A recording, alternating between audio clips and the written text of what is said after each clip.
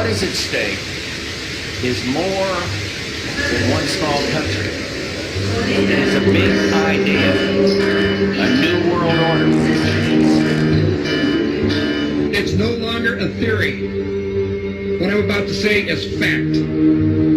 The secret organizations of the world power elite are no longer secret. They have planned and are now leading us into a one-world communist government.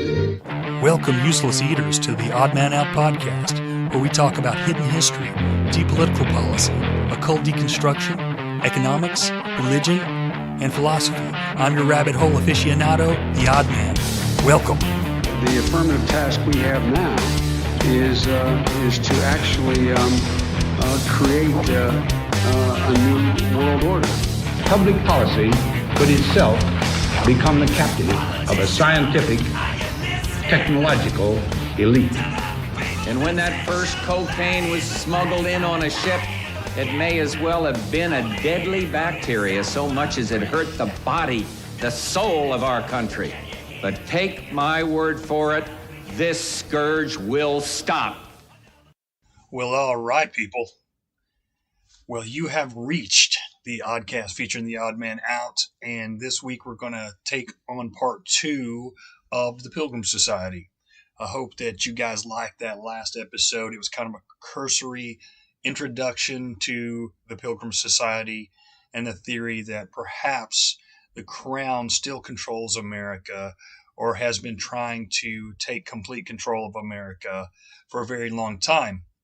This is a conspiracy I never gave much thought to until recently, because it just seems so silly. Because, we see the Brits, the British government, even the military, and the members of Parliament fighting, and it's kind of silly.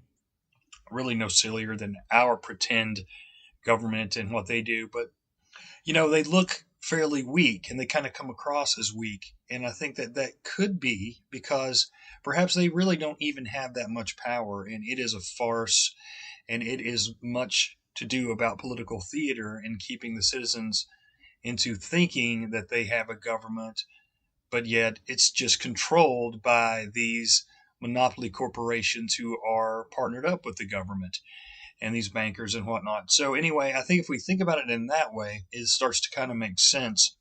And also, you hear it's always the Jesuits, or the Zionists. Well, of course, it is those groups, and they are a part of this whole thing, but there's many other groups as well, but they all seem to have similar goals, and I think that they perhaps are willing and have been willing to work together in some instances for common goals and the common good of their institutions and their organizations. And they know that they'll have a place in this new world order if it ever comes to fruition, which it seems to be closer than ever.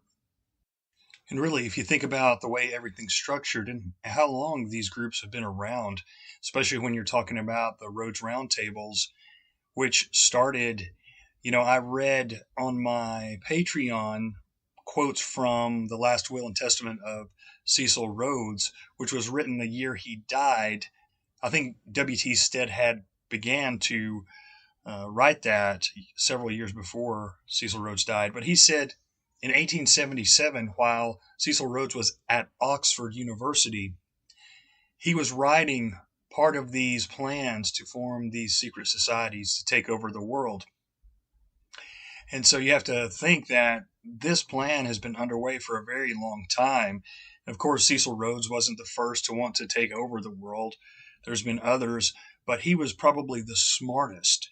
And they have been doing it in increments, incrementally for years and years, a little bit at a time.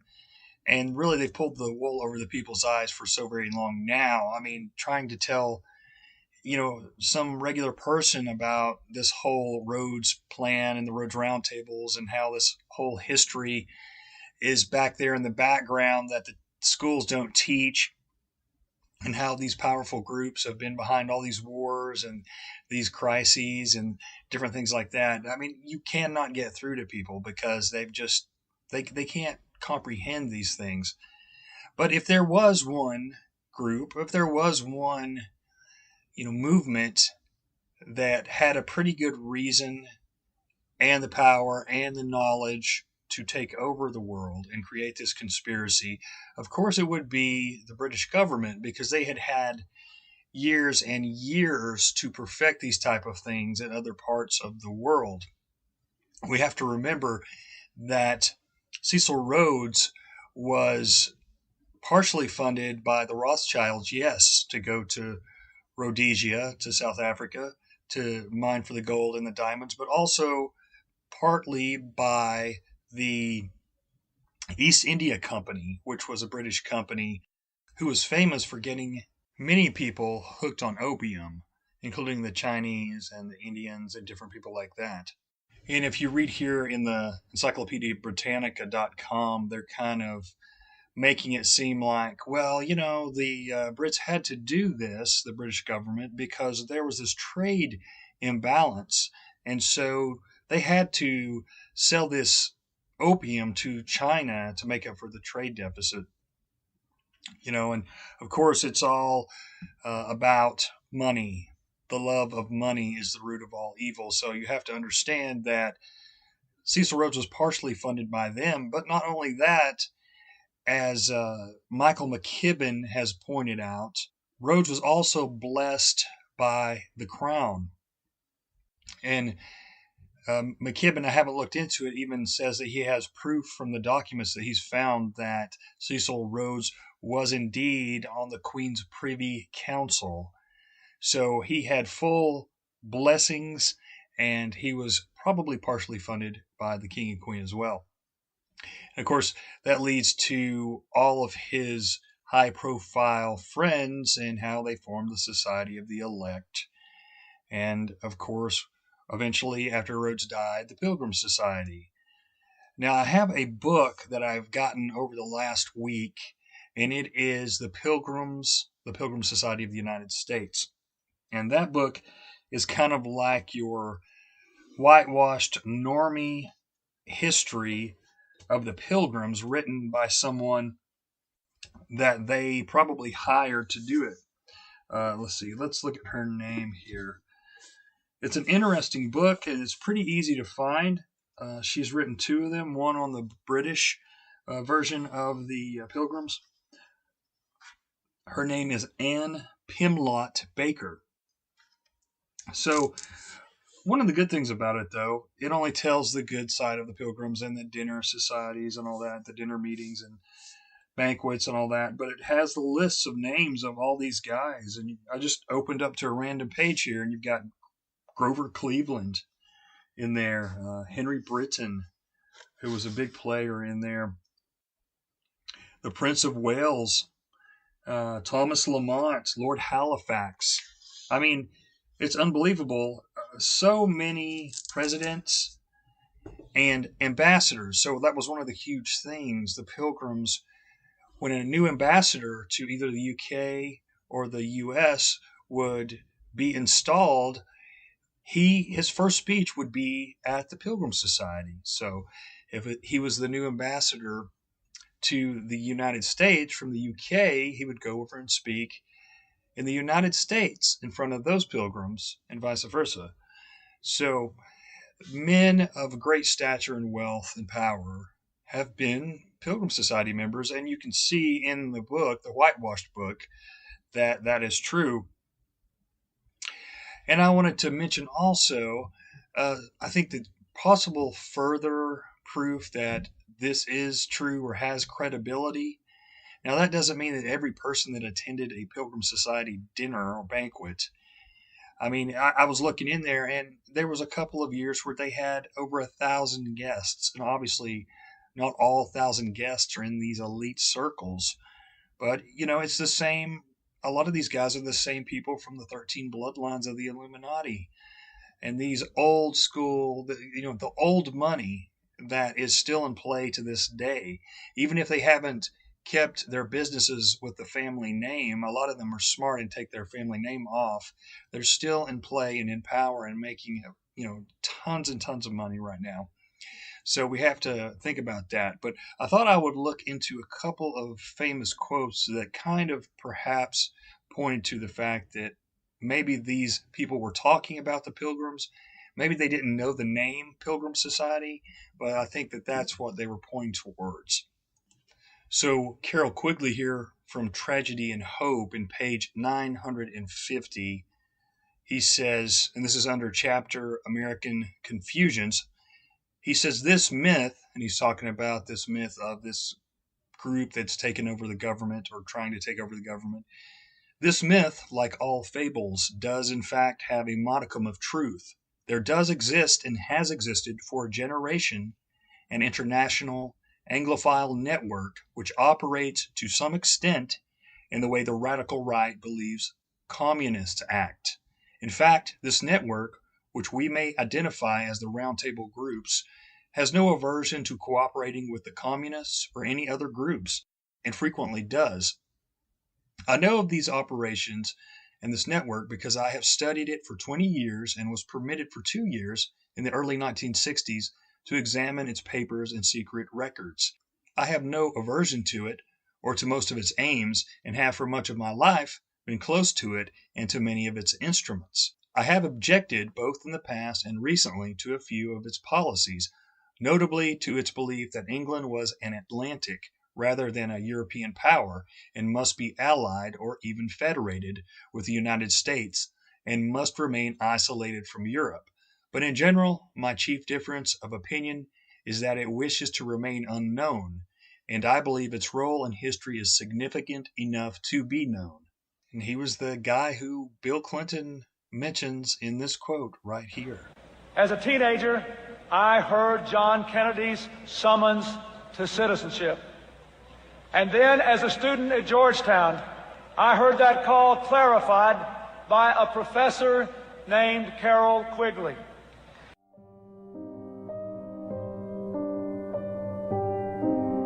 A project was launched in the last quarter of the 19th century in England with powerful help from a few American families who believed that the separation of the two countries had been the worst event in human history, and they wanted to work toward a long-term reintegration of Britain, the whole English-speaking world as one country. That was their goal of the agenda. The values that had been forged by the British upper classes, the kind of society that they had tempered and designed, could become the clothing for the entire globe. And it would take time. I mean, one of the big things would be a common currency and a common language, but they knew that would be a long way off. So they began by setting up 23 bases all over the planet. Now, all those bases are still in business. The one in the United States is right up on 66th Street. It's called the Council on Foreign Relations. And they have different names in different places. But the idea was to draw into that club the best, the brightest, and the most influential people from the entire country, from all races and all walks of life, and to use those people as the resonator of the idea of globalization. And if there is a conspiracy at work among these men, why hasn't someone on the inside exposed it? The answer is, someone has. Dr. Carroll Quigley is a professor of history at Georgetown University. He is the author of the widely used textbook, Evolution of Civilization. He is a member of the editorial board of the monthly periodical, Current History. He has been a frequent lecturer and consultant for such groups as the Industrial College of the Armed Forces, the Brookings Institution, the U.S. Naval Weapons Laboratory, the Naval College, the Smithsonian Institute, and the State Department.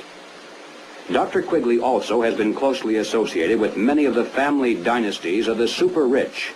He is, by his own boast, an insider with a front-row view of the world's money power structure. When Dr. Quigley wrote this 1,300-page book of dry history entitled Tragedy and Hope, It was obvious that it would never be read by the masses. It was intended for the intellectual elite. And to such a select readership, Dr. Quigley cautiously exposed one of the best-kept secrets of all time. But he also made it quite clear that he was an extremely friendly apologist for this group, and that he fully supports their goals and purposes. On page 950, Dr. Quigley says, "I know of the operations of this network because I had studied it for 20 years and was permitted for 2 years in the early 1960s to examine its papers and secret records.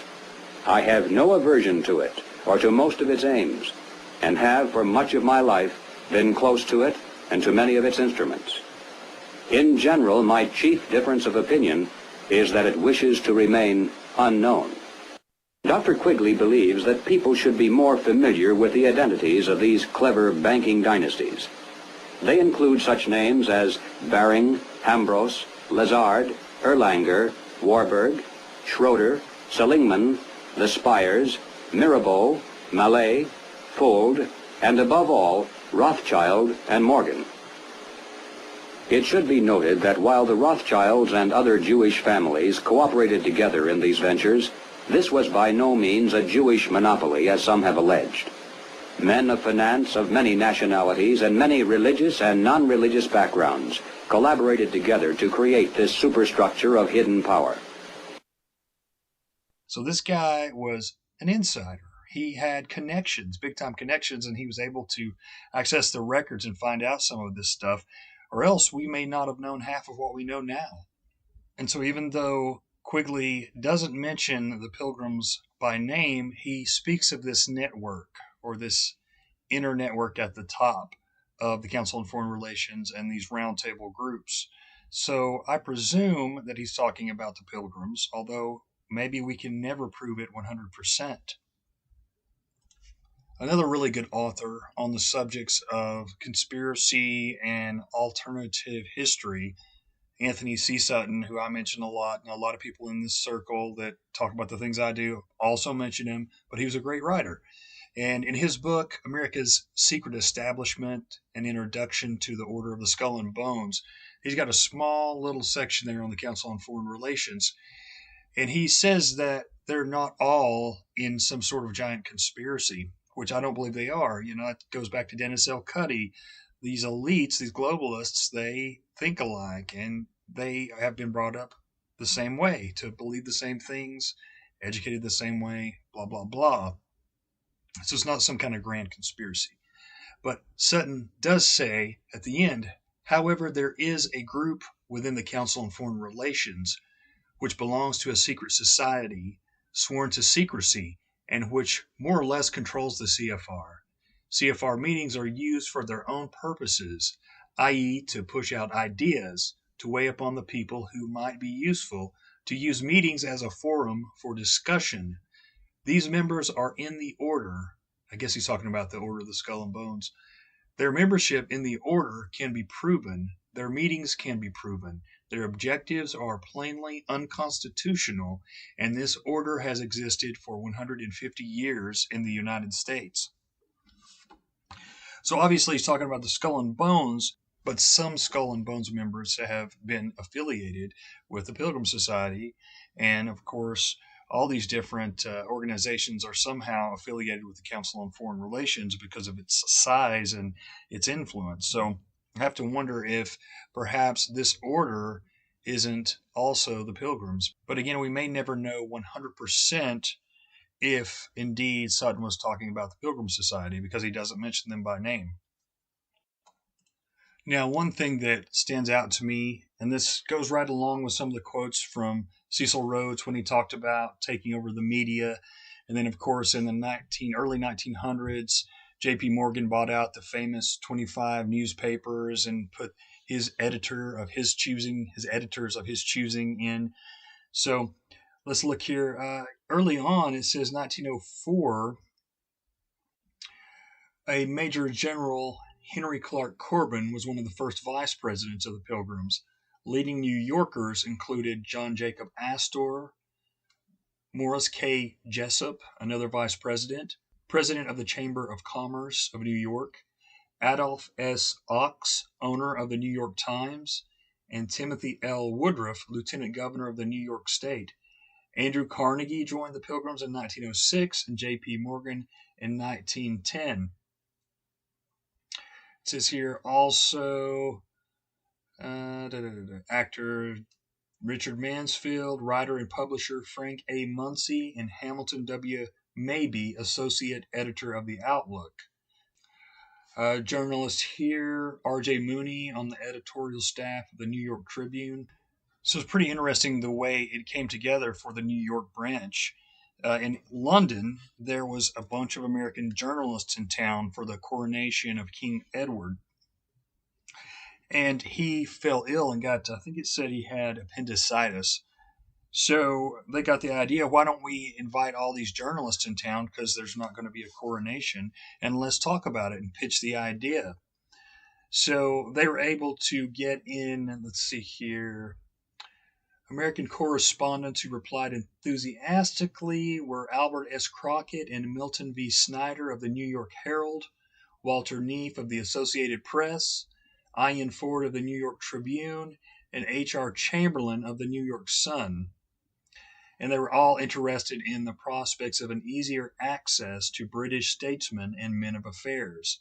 So that's kind of how they sold the whole thing. And it went on to have quite a few journalists in it. Of course, now you know that the CFR is absolutely full of journalists.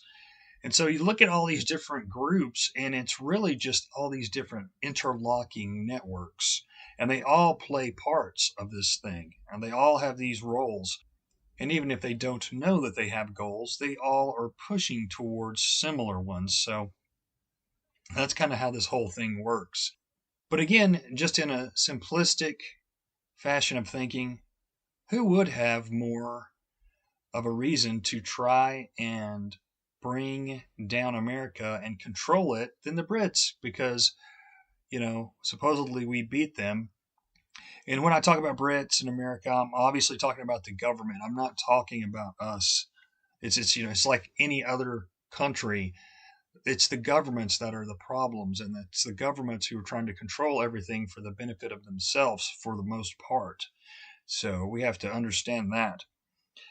So anyway, I think that if we point out some of these things and talk about some of these things, it's hard to say because I don't have all the information and I'm still learning. But it's very easy to say, oh, it's all the Pilgrims, or it's all this or all that. Because, like I said before, people say that about the Jesuits and the Zionists. But I want to look at this piece by piece and part by part and kind of build the evidence for you guys, the listeners, and let you guys make up your own minds. Now, I had the pleasure of talking over an hour to Michael McKibben of Americans for Innovation, and he's one of the top researchers in this field on the Pilgrims. So he has agreed he will come on the show. Very, very nice guy and extremely knowledgeable. I mean, he was throwing out so many things that there was no way I could remember it all. So I want to learn a little bit more about this subject before I have him on, because I don't want to come off like a moron, and I want to be complimentary to his information because he really knows his stuff. So look forward to that in the near future, God willing. Now, I was looking around at some of my books in my library, and I was like, I've got to have a few more books that mention this Pilgrim Society. There must be. Not much, really. I found a book by William P. Hoare called Architects of Conspiracy, and I've yet to read this book, but I've been wanting to, and I did find the Pilgrims in there one time briefly mentioned.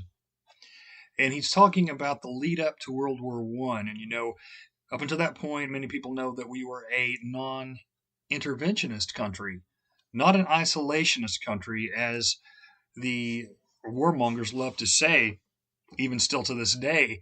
And those are two different things.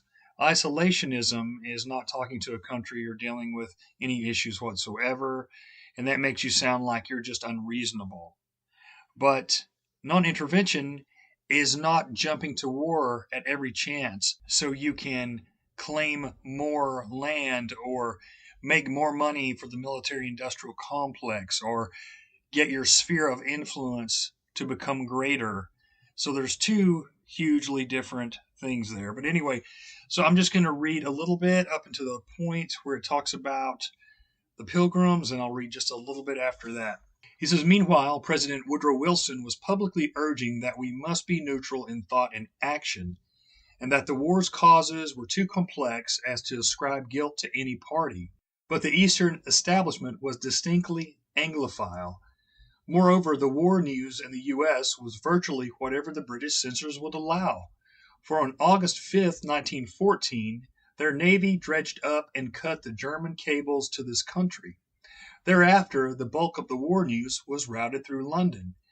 In charge of the British propaganda in this country, assisted by A.J. Toynbee, was Sir Gilbert Parker, who acknowledged after the war, practically since the day the war broke out, I was responsible for American publicity.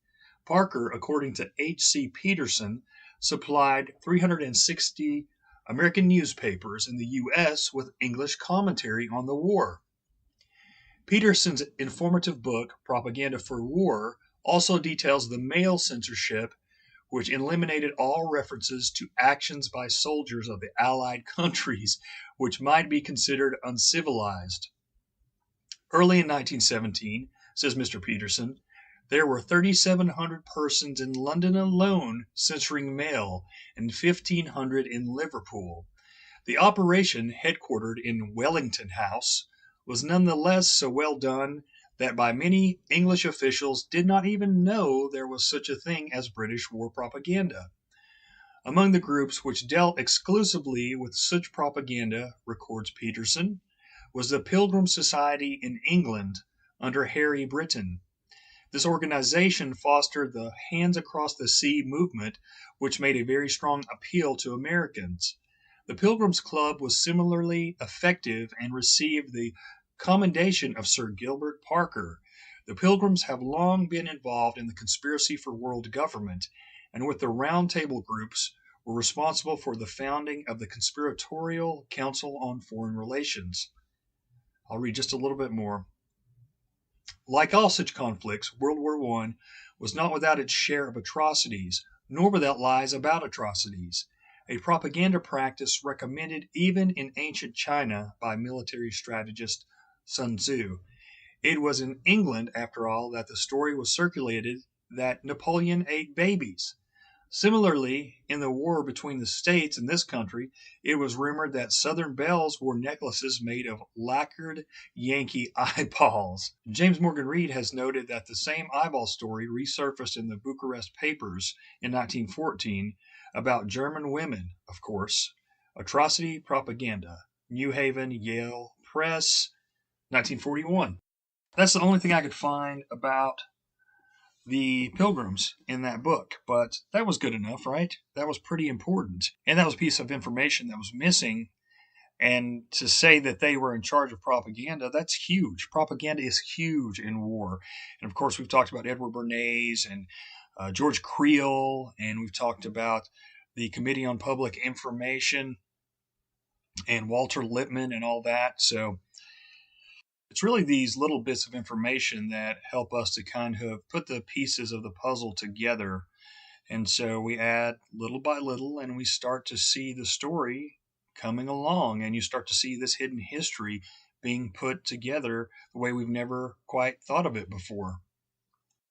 Another book that actually mentions the Pilgrims quite a bit, and mostly just in reference to the members, was 13 Bloodlines of the Illuminati by Fritz Springmeier. So we will look at that book as well. That's a huge book, and it's really quite a chore to go through it. And I've decided for my patrons that I'm going to start going through that massive book and kind of covering those families, because I know a lot of people have heard of the book, or they might have read some passages here or there or heard some quotes, but they are really not familiar with the book because it's so big and it's hard to find. I mean, you can find it on PDF, even on the CIA.gov website.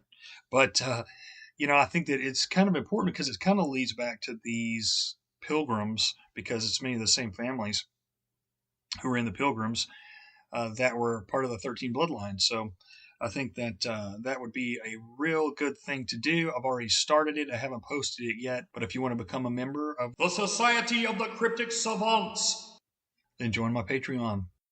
Okay, so as I was going through the books, I found a book I haven't read yet called Empire of the City by E.C. Knuth. That's Knuth. And right in the intro, he's talking about the Pilgrims. And he's talking about all the things that happened in the early 1900s, and of course, the way the globalists were pushing, and all the things that came out of the Rhodes Roundtables, and the way basically the British government was really trying to take over things. And he says here, he's talking about books that have been written on this subject. And he says, most of these scholarly works are devoted to some passing phase of power politics in some part of the world which their author has made a specialized study in. Yet they have invariably been forgotten as the public lost interest in that particular incident. In running through these works, some amazing nuggets of information come to light here and there. When fitted together, what gradually unfolds is the stunning history and legal structure of a sovereign world state located in the financial district of the loosely knit aggregation of boroughs and cities popularly known as the City of London. The colossal political and financial organization centered in this area known as the City operates as a super government of the world. No incident occurs in any part of the world without its participation in some form. Its pretensions are supported in the United States by the secret International Pilgrim Society, sponsor of the Cecil Rhodes One World Government ideology, which was launched about 1897. The president of its American branch is Dr. Nicholas Murray Butler, also president of the Allied Carnegie Endowment for International Peace. The ultimate objective of this camarilla was defined by one of its noted propagandists, the late William Allen White. Thus, this is what he says here. I gotta go switch pages here. Thus, it is the destiny the pure Aryan Anglo-Saxon race must dominate the world and kill off, or else reduce to a servile status all other inferior races. Holy crap. After reducing the vast mass of data forming the basis of this work into a logical and readable sequence, it was finally put into print and privately published after a long delay and copywritten May 22, 1944. About 200 copies were sent to various members of Congress, thus largely performing the purpose of the first edition. Several of the members of the Senate Foreign Relations Committee accorded some attention to this. On August 12, 1944, Senator Henrik Shipstead of Minnesota wrote, "This document containing the result of your research was so interesting that it spoiled most of my sleep that night. I have been doing some research along the same lines, and I find my time in that respect is limited. You have done a great deal of work that will save me a great deal of time." Okay, he's just kind of talking about here how a few people have lauded him for his work. So let's see what else we can find about the Pilgrims in here. Okay, here we go. And I have to read a little bit ahead of time to kind of let you know where he is in the book and make it all come together here. But he says, some of the reasons are developed in the following chapters in documented detail, but there are some evident and very practical reasons. Our newspapers are absolutely dependent on the advertising of great business interests for their existence. Perhaps the principal function of college presidents is to collect the funds upon which the existence of their institution depends, to be on the right terms with the right people. The news definitely points to the existence of the secret world government of the city. It's treated with dense silence. The current activities of what has been identified as the most powerful international society on earth, the Pilgrims, are so wrapped up in silence that few Americans know even that it has been in existence since 1903. As a glaring example, let us consider the Senate hearing held on January 28, 1940. Senator Gerald Nye cross-examined Henry Morgenthau, Jr. as to the contacts of his father with the peculiar activities of the mysterious and secret British statesman Viscount Reginald Esher. Now, Lord Esher was definitely a Pilgrim. I remember reading that. The surprising part is that Not even one newspaper in the United States gave an inch of space to this immensely sensational exposure, while Senator Nye, like many other statesmen who have ventured too far into forbidden realms, was effectively submerged. As appears hereinafter, the late President David Jordan of Stanford University did much to expose the machinations of this international camarilla, with that he was subjected to indignity and persecution during the World War I period, as was also the late Congressman Lindbergh of Minnesota, father of Colonel Charles Lindbergh. As may be evident from the numerous quotations hereinafter, many of the great teachers and professors of our universities have tried to throw some light into the situation with little success. Their works have been accorded little recognition. They have been labeled controversial. These works have been treated with the contempt of silence. One source estimates the average circulation of books of this kind as little over 7,000 copies. Contrast this with massive million-copy circulations of the highly acclaimed and widely publicized products of the proponents of internationalism, with the complete domination of the radio by internationalist propagandists, with billion-dollar funds out of the public treasury devoted to educating and informing the people, with the newspapers filled with matter supplied by foreign information services, with opposition controlled so as to be based on such superficial and spurious reasons as to merely help hide and detract attention from the real reasons. During the Coolidge administration, the Republican Party reached such a high status as the defender of nationalism that Mr. Coolidge has been accused in some internationalist circles of being directly responsible for the internationalist recession. This recession opened the way for the rebirth of nationalism in the totalitarian countries, among which Russia must be included. However, this Republican nationalism has declined steadily under the encroachment of the internationalist money powers, so that charges of manipulation and bribery were brought after the 1940 campaign. The candidate of 1944 was the admitted pupil of a noted internationalist and trustee of the Carnegie Endowment for International Peace. The results of the 35 years operation of the Carnegie Endowment for International Peace speaks for itself. Okay, I think he mentions the Pilgrims here once again. He says, a resolution by Senator Langer, Republican senator from North Dakota, was to investigate the charge of C. Nelson Sparks in one man, Wendell Willkie. The accusation was that Mr. T.J. Lamont, former president of J.P. Morgan and Company and chairman of the executive committee of the Pilgrims, had bought the votes of delegates to the Republican National Convention of 1940 with a roomful of money. However, this resolution was effectively submerged without any adequate public explanation. So, the things that happened then are the things that happen now. It's all the same. I think a lot of you guys are listening to this. You understand that politics is like the mafia, and there's payoffs, and there's briberies, and there's blackmail. And to believe this crap that comes out of the White House, out of the state, and out of the media, which is GovCorp media, it's just ridiculous to still fall for that and think that's all there is to politics. I don't see how people can allow themselves to be so simplistic. And I guess maybe it's partly fear and they don't want to think about what could be, but still it's just ridiculous because a lot of these people still get all emotional about politics and they get all worked up in defending their parties and whatnot and don't understand that it's pretty much meaningless because you're not looking deeper into the subjects. It's funny, in the next line, the guy goes on, this E.C. Newth, to mention the octopus of power. So I guess that term has been around for a very long time. But let's see what else we can find. I know he mentions the Pilgrims again a few times here. Okay, now he's looking into the Spanish-American War and the Pilgrim Society's role in that. It is interesting to recollect that the Spanish-American War, whose eventual cost is here admitted as appalling, lasted a little over 3.5 months. The condemnation of the Spanish-American War and of the part played in its making by Theodore Roosevelt and Dr. Nicholas Murray Butler is a typical example of an imperialist depreciating imperialism, of the pot calling the kettle black.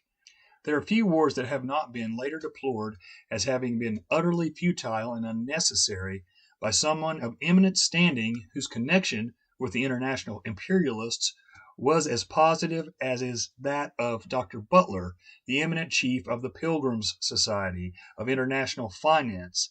It all seems part of the general scheme to create confusion and contradiction in the minds of the people, and so to avoid disclosure of the highly disciplined organization of the international financial oligarchy and its planned objectives and eventual world domination. Again, same stuff we're seeing here, same stuff we're seeing right now, and have been seeing for years and years. It's never really stopped. Let's see here. He's talking about all these guys, I think, are Pilgrim Society members. In my memoirs of 80 years, published in 1924, Chauncey M. Depew records on page 270 a conversation in which Lord Rothschild offered Puerto Rico and the Philippine Islands to the United States and stated the willingness of the Spanish government to give independence to Cuba and to comply with every demand the United States can make. Regretfully, he records further, the proposition unfortunately came too late, and Mr. McKinley could not stop the war. It was well known in Washington that he was exceedingly averse to hostilities and believed the difficulties could be satisfactorily settled by diplomacy. But the people were aroused to such an extent that they were determined not only to free Cuba, but to punish those who were oppressing the Cubans.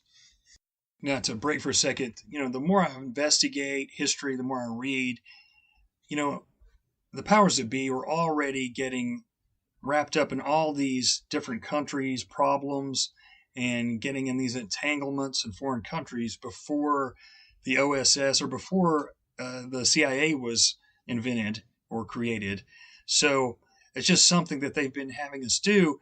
And, no matter what, it always creates less freedom for us. It always creates more hostilities towards us. But they know that. And of course, a lot of times it's over just racking up debt so they can have more power or so they can rebuild a country after destroying it. There's a lot of money in that too, of course. He goes on to say, the facts are that McKinley suppressed Spain's formal acceptance of American demands and asked for war the day after receiving that acceptance, and that it took every resource of high finance and its controlled jingo press to rush America into a war before any resistance could be organized to oppose the war makers. Mr. Depew guilelessly admits his significant conversation with Lord Nathan Rothschild over 25 years later, when it apparently no longer had any interest. He says this renowned after-dinner storyteller and revered Pilgrim founder goes on to repeat the fable of why our war with Spain is now accepted American history. He says, remember that for more than 4 years, one side was permitted to speak and the other forced to remain silent. The perspective that only time can give, some say, is necessary before the true history of our war can be written and before proper criticism can be made. But the end of the fighting saw a vast and complicated machine feverishly at work to crystallize into history the story of the war as it was told to us as propaganda in the heat thereof. And obviously that's not any breaking news. They write the history as it goes to try to keep from the real history coming out. And then, you have these few brave souls who really do the digging and find the stories, say, from the few other brave souls who actually reported the truth. And then they put it all together and just a few people ever read it. And meanwhile, the masses have been conditioned to believe the lies. He says Mr. Turner refers to the activities of another great pilgrim at the conclusion of World War I. Our illegal war in Russia was pleasing not only to Paris and London bankers, but to New York bankers as well. Mr. Lamont, a partner of Morgan, was permitted to send an advance copy of the peace conditions to his Wall Street associates. While acting for the American people at Paris, Lamont participated in the organization of the China Consortium and the International Convention of Bankers on Mexico. So along with the peace arrangements, we find the beginnings of the definite plan of international cooperation in the financing of foreign enterprises, advanced by President Farrell of U.S. Steel Corporation a year before. Now on to a little bit different of a subject. This is still from the same book, but he's talking about the English Constitution, or the British Constitution, and basically why it was never written down so it wouldn't be solidified, so they could change it when they needed to.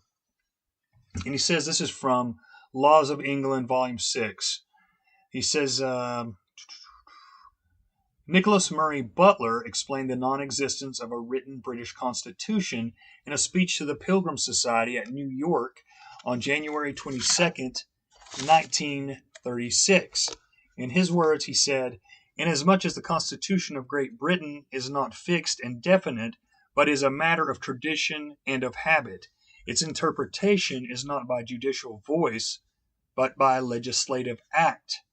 When, as in the Parliament Act of 1911, or as in the Statute of Westminster of 1931, a grave step is taken in changing the organization of the British government, what they really are doing is amending their constitution thereby. Now that is why they do not have a judicial interpretation of their constitution, because not being written, not being definite, it can and must be dealt with as habit and necessity may require." I know I'm reading a lot on this, but I just wanted you guys to have some historical references to the Pilgrims that was actually documented in books and not just things that have been in modern history with websites and things like that. Not that there's anything wrong with that. In fact, I talked to Michael McKibben, who is a great researcher on this, and he said I could use his information, as long as I give him credit. And so if you want to understand how the Pilgrims still have a lot to do with what's going on today, I'll give you just a quick reference real quick. Then you can go on his website and look it up. So the Pirbright Institute is a very prestigious institute who works with vaccines, among other things. Well, Lord Pirbright was a Pilgrim Society member and part of the Rhodes Roundtables. He was a part of the Rothschild family and inherited a ton of money. He became a lord, and they named the Pirbright Institute after him to remember him and whatnot. So, of course, Bill Gates is invested and related with the Pirbright Institute. And McKibben has brought up the fact that they own a patent to COVID-19 or the coronavirus. So I haven't delved into that deeply, but he's got tons of information on it. And it's just these families that have been in control for so very long, and their descendants are still in control. And even the people who are not their descendants have basically went on and continued their legacies and honored them by continuing this operation to control the world. McKibben was telling me that I believe it may have been Paul Volcker and Henry Kissinger, I believe that was the two, who started a foundation in Wild Bill Donovan's name, the CIA guy who was known for being just absolutely ruthless. So these guys carry on the legacies of their pals who were involved in this network, this interlocking group of networks. And Newth goes on to say later in the book, he says the ideology of the British Empire has been outlined in the past by various British statesmen, and specifically by Mr. Disraeli or Lord Beaconsfield.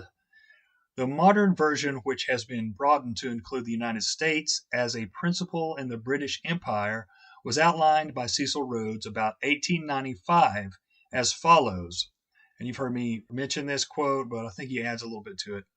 Establish a secret society in order to have the whole continent of South America, the Holy Land, the valley of the Euphrates, the islands of Cyprus and Candia, the islands of the Pacific, not heretofore possessed by Great Britain, the Malay Archipelago, and the seaboard of China and Japan, and finally the United States. In the end, Great Britain is to establish a power so overwhelming that wars must cease and the millennium be realized.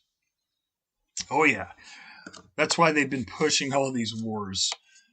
They've been pushing all these wars so they can bring peace, The secret societies of the above plan apparently came to life immediately after the death of Mr. Rhodes, in the Pilgrims of Great Britain, often used by British statesmen in the recent years as a public sounding board, and the Pilgrims of the United States, founded in New York on January 13, 1903, and listed directories of the secret societies with no indication of purpose.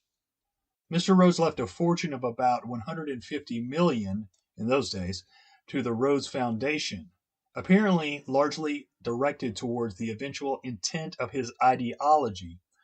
One admitting purpose was in creating in American students an attachment to the country from which they originally sprang. It appears that organizations such as Union Now, Subversive to Liberty, and the Constitution of the United States of America have a large sprinkling of the Rhodes Scholars among their staff. And he goes on further to say, for some years, there has evidently been a gradually increasing tempo in the number and degree of the attacks on the Constitution of the United States under guise of an inevitable drift towards union with the British Empire.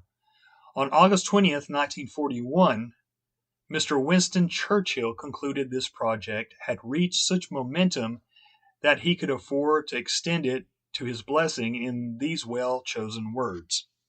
And, it's really coming to light that we were taught that Churchill was just such a great guy, but Churchill was behind the EU, and he wanted to make a world government, and he was part of this whole Rhodes cabal. So we have to remember that. He dragged us into the war for a reason, and that was to further unite the two governments and to get us into debt and make us weaker. So he goes on to say here, this is what Churchill said, these two great organizations of the English-speaking democracies, and he's talking about both the Pilgrim societies from the United States and Britain, the British Empire of the United States, will have to be somewhat mixed up together in some of their affairs for mutual and general advantage. For my part, looking out to the future, I do not view the process with any misgivings. I could not stop it if I had wished. No one could stop it. Like the Mississippi, it just keeps rolling along. Let it roll on in full flood, irresistible, to broader lands and better days. He goes on to mention this book called Pilgrim Partners by Sir Harry Britton, who, of course, was one of the Pilgrims. And Britton was one of the directors of the Pilgrims, I believe. He said it's called Pilgrims Partners, and the subtitle of the book is 40 Years of British-American Fellowship. And he says, one critic stated in the review, the Pilgrims, founded in 1902 with one section in England and one in America, was described some time ago by a leading New York paper as probably the most distinguished international organization in the world. Each incoming American or British ambassador receives his initial welcome from the Pilgrims and gives his first address to the peoples of Britain or America, respectively, from a Pilgrims gathering. And I'll end it right here with this quote from the book, last quote from the book for today. He says, men of millions here sway the destiny, the life, or the death of their fellow citizens, with an organization which is subversive to the spirit and the letter of the Constitution of the United States, an organization of which not one in 1,000 of their fellow citizens has ever even heard.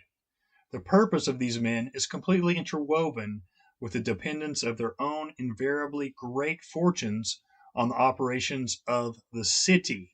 Remember, the city is what they're calling London, the citadel of international finance. Not only do these men collectively exert a planned influence of immense weight in utter secrecy, but they operate with the support of the immense funds provided by Cecil Rhodes and Andrew Carnegie.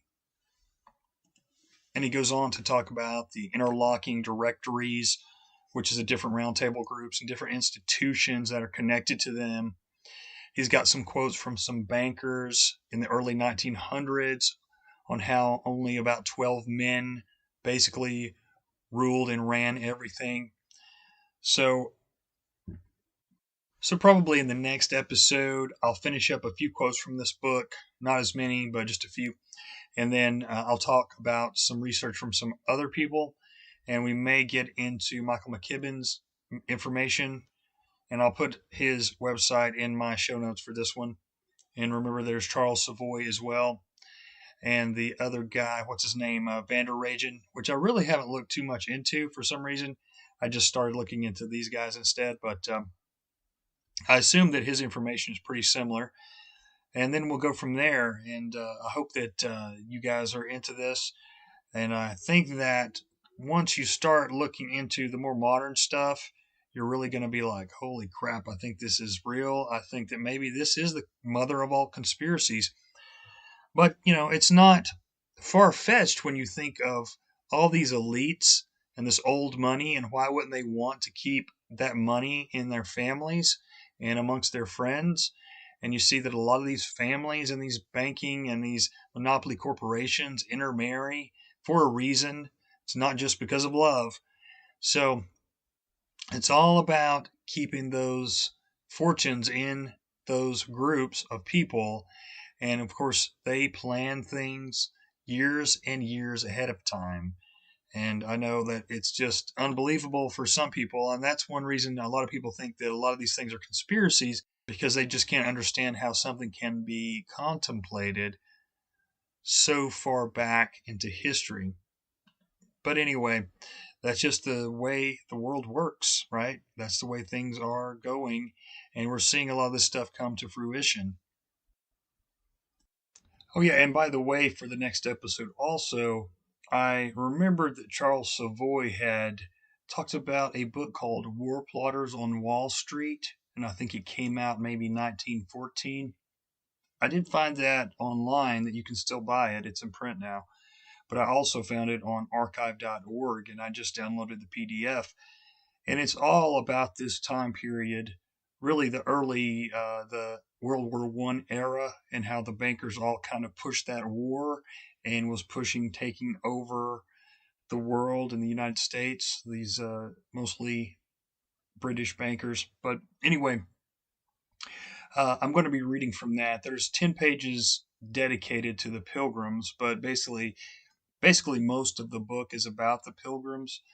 But it sounds as if the guy didn't exactly know what the group was called till more towards the end, when he actually was somewhere and they were having one of their banquets, and he was let in to the banquet by a worker there and was actually able to watch.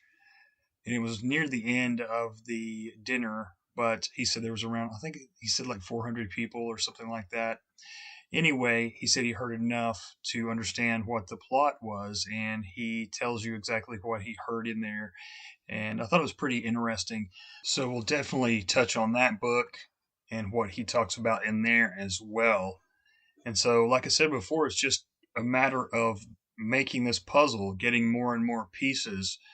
And so I try to consult different sources, as many as I can. I didn't want to just completely copy Michael McKibben and Charles Savoy's work and others. I wanted to at least try to find some books where this had been documented to give it a bit more credibility. Not that their work doesn't provide tons of credibility and historical sources, much more than mine. But anyway, I just wanted to give that basis before I get into their work, because I didn't want it to just be a carbon copy of what they're doing. But there's only so much that you can reference on such a secretive society. So that's where we'll head the next show. As always, I want to thank everyone for listening, taking the time to listen and check out my stuff. I want to thank my patrons. I want to thank Kyle. I want to thank Aaron. I want to thank Full Metal Keto AF. I want to thank Jack Allen from Conspiracy or Just a Coincidence. And I want to thank James. And if you want to join the Society of the Cryptic Savants, you, my friend, can check out the links in the show notes. And I'm on Gab. I'm trying out some of these other platforms. I started a MeWe. Haven't done much with it yet. I'm on Float. Trying to kind of wean myself off of these main platforms slowly but surely. Of course, I've got a BitChute. I've got a Rumble. I need to put those in I've got the BitChute in my LinkedIn, or in my Linktree. If you don't know what a Linktree is, it's just a link that goes to all of your platforms and all your links, like videos and podcasts and Twitter and everything else. So check that out. And I want to thank, again, Jack Allen from Conspiracy or Just a Coincidence. He's asked me to be on several shows with him here lately where we're kind of doing a swap cast, kind of a meeting of the minds type thing. So we were on the Big Dumb podcast, and that was a great show.